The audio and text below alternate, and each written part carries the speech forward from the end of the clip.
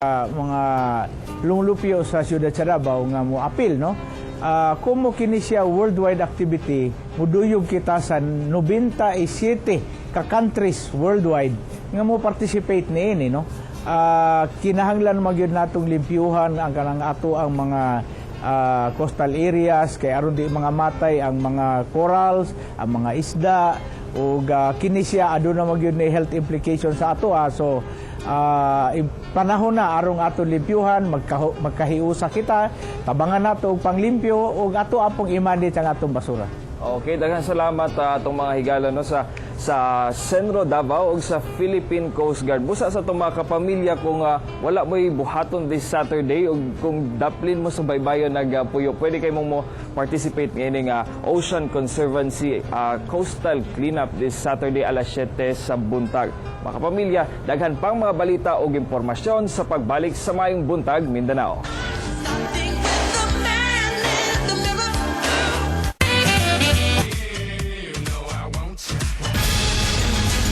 Sa ikaduhang raksada sa News Patrol. Mga sakop sa MNLF sa Zamboanga, kasuhan og rebelyon. Usa ka doktor, nadakpan pinagi sa bypass operation, human makuhaan og gidudahang sabu. Og kargador nga gingom nalambigit sa kawat, gipusil patay. Balik sa Maritales sa ikanang hugna sa News Patrol. Ihikay na sa otoridad ang kaso batok sa mga dinagpang MNLF, human nangante ang lokal nga gobyerno nga desidido silang silutan ang responsable sa kagubot sa Zamboanga, si Francis Magbanwa sa report. Madunggan gihapon ang buto-buto sa armas sa ubang bahin sa Zamboanga City sa nagapadayang inkwentro, tali MNLF Miswari Faction o pwersa sa gobyerno. Pero sa briefing sa Crisis Management Committee kagahapon, gianunsyo ni DILG Secretary Mar Rojas hapit na ang matuldukan ang kagubot sa Zamboanga.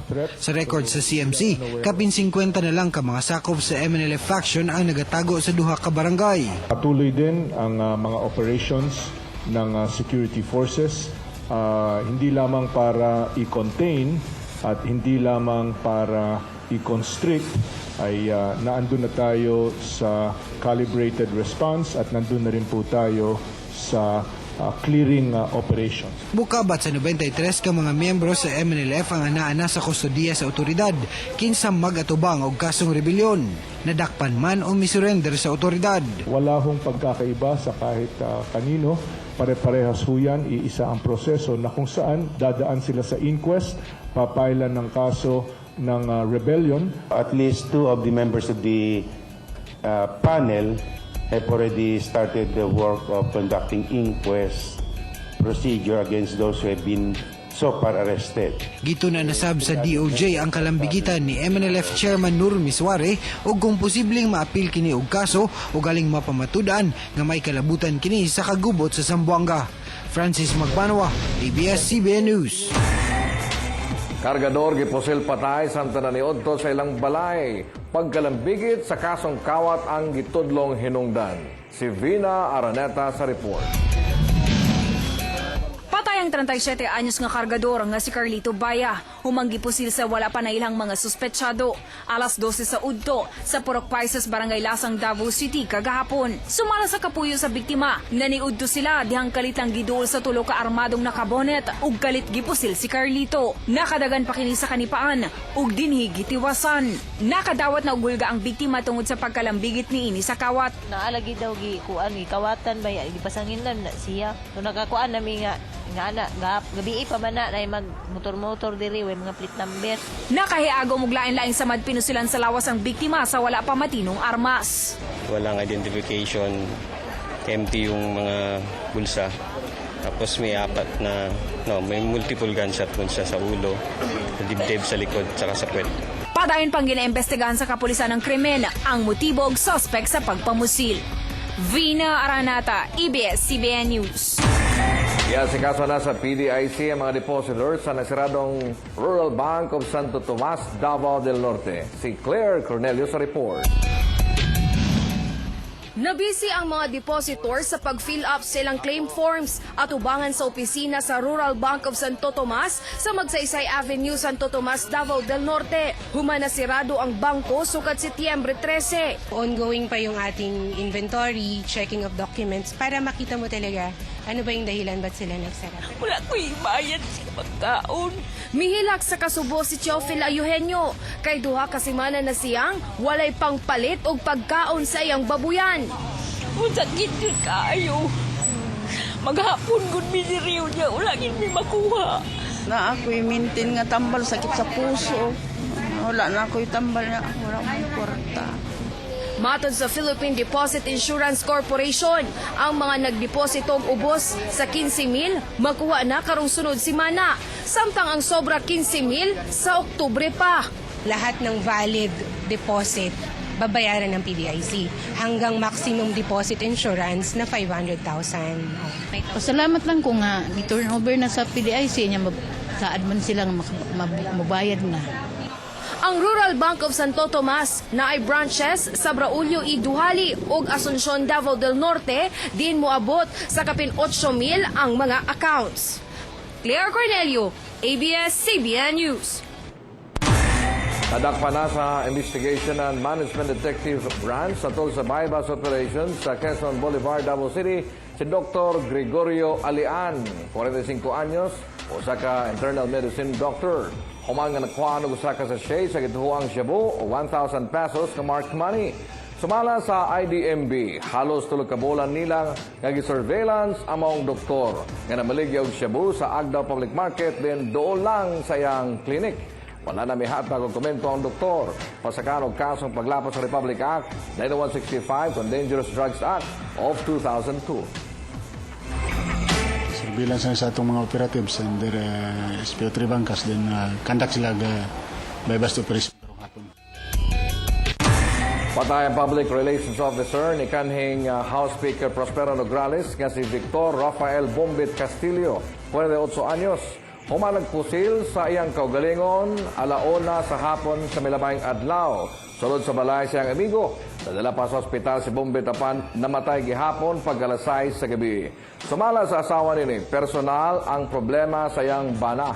Italadala niini ang sobrang depresyon, sulod sa tulog ka bulan nga gituhuang mo'y hinungdan sa iyang kamatayon. Human sa eleksyon, hospital pa tungod sa anxiety disorder. Suicide stab ang resulta sa investigasyon sa Tolomo Police. Itakdang ilubong si Bombit karong Sabado sa San Pedro Memorial Park. O katulaglang sa itong balita, karong adlaw. Daghang salamat.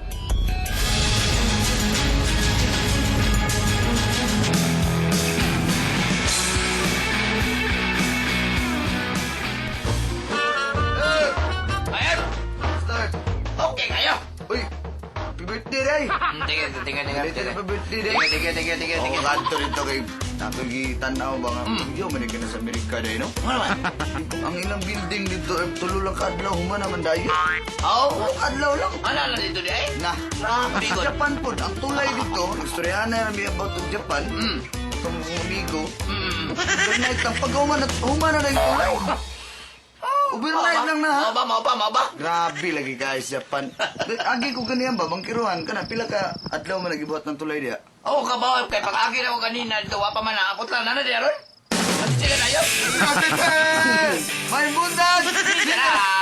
Ano yan ang inyong? Riding kita rin, siyempre, kawan ang mga charming river, idol ako. Pero buyag, kauman ba na ako? Happy birthday boy, Inday ka nini! Purya ka! Ayan, happy birthday sa Demi Moore. Thank you sa tanong Happy mga... 23rd birthday. Yeah, 23rd. Ayan, at sa ato mga suking viewers karon din sa may putag bigla na ato isbutan top 3 songs of the week na buta. O sugda na to syempre sa number 3. Litanan, bye, Romel Toyko. Dilita ng last. Yes, dilita ng last. By Romel Toyko. Dilita ng... Oh, mute. Ayan. Wala na, makita na yung dilita ng guwapo, DJ. Dilita ng DJ guwapo. Ay, nag-immute ka ron. Istorya naman ko. Number 2. Number 2, one hit by Vice Ganda.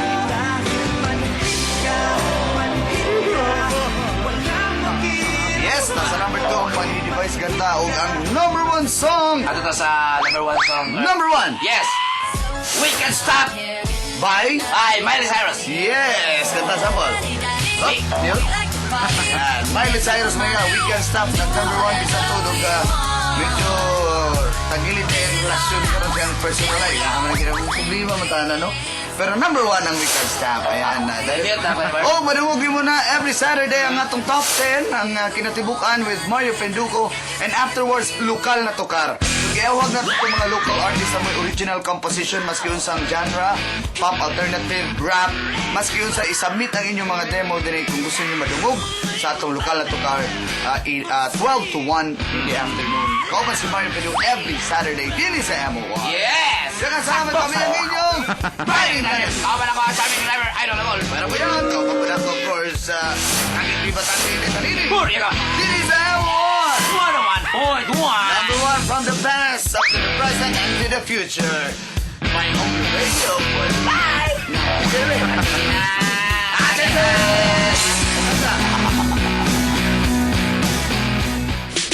Siyempre na wala sab nagpaulahi ang atong mga suki diri sa Maayong Buntag Mindanao aron i-greet ang ilahang mga higala ug mga paryenta. Sundan nato gikan kang Nelina Mancao uy bubulatan na gusto niya i-greet ang iyang apo ug belated happy birthday si Mary Ann Mancao uy bubulante.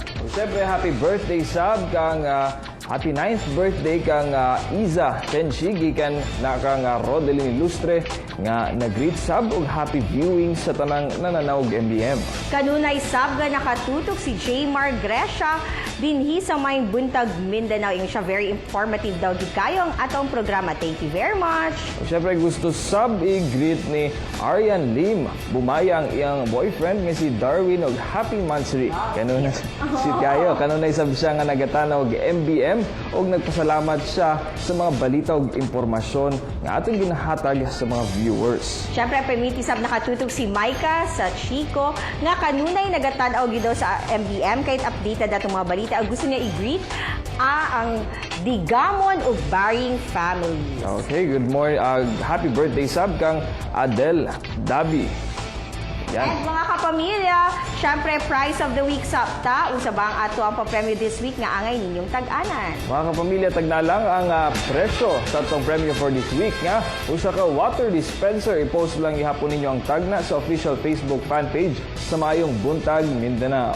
Ayan, and gusto na ako i-greet ug belated happy birthday ang akong sister Dina sa Norway, si Lilian Robin Garjan. Happy birthday. Happy birthday. Mga kapamilya, till tomorrow, mag-uban-uban gapon ta din sa inyong paboritong programa Matag Buntag sa Maayong Buntag Mindanao. Ayun.